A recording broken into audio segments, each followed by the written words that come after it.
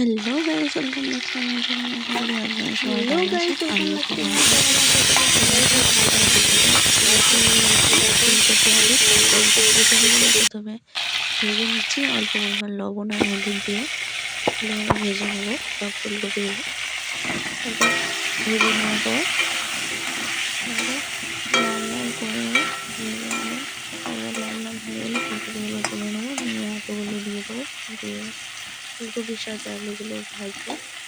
তারপর এদিকে আলুগুলো কেটে রেখে দিয়েছি, আর এদিকে মশলাও রেডি করে রেখে দিয়েছি নিরামিষভাবে, তাই আদা জিরে আর লঙ্কা বাটা। এদিকে ফুলকপিটা ভাজা তুলে নিয়েছি, তারপর আলুগুলো দিয়ে দিয়েছি। আলুগুলো সামান্য পরিমাণ লবণ আর হলুদ দিয়ে ভালোভাবে ভেজে তুলে নেবো। আর তার সাথে তোমাদের সাথে শেয়ার করছি, আমার ফুলকপি খেতে অতটা ভালো লাগে না, কিন্তু তোমাদের কার কার ফুলকপি খেতে ভালো লাগে সেটাও কমেন্টে জানাবে। আর এদিকে দেখো ফোড়নের জন্য তেজপাতা শুকনো লঙ্কা দিয়ে দিচ্ছি। আর এবার মশলাটা দিয়ে দেবো। যে মশলাটা করে রেখেছিলাম আগে থেকে, মশলাটা দিয়ে সামান্য পরিমাণ লবণ, হলুদ গুঁড়ো, জিরে গুঁড়ো আর লঙ্কার গুঁড়ো দিয়ে দেবো।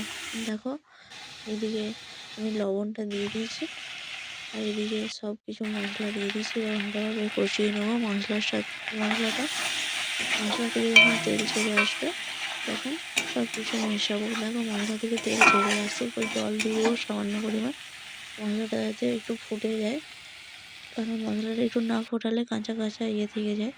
দেখো মশলাটা ফুটিয়ে নিয়েছি, এবার সব কিছু দিয়ে দিচ্ছি, ফুলকপি আর আলু ভেজে রাখা দিয়ে ভালোভাবে মিশিয়ে নেবো। মিশিয়ে নিয়ে এরপর মশলাটা ভালোভাবে ফুলকপি আলুর সাথে কষানো হয়ে গেলে সামান্য পরিমাণ যতটা জল লাগবে দিয়ে দেবো।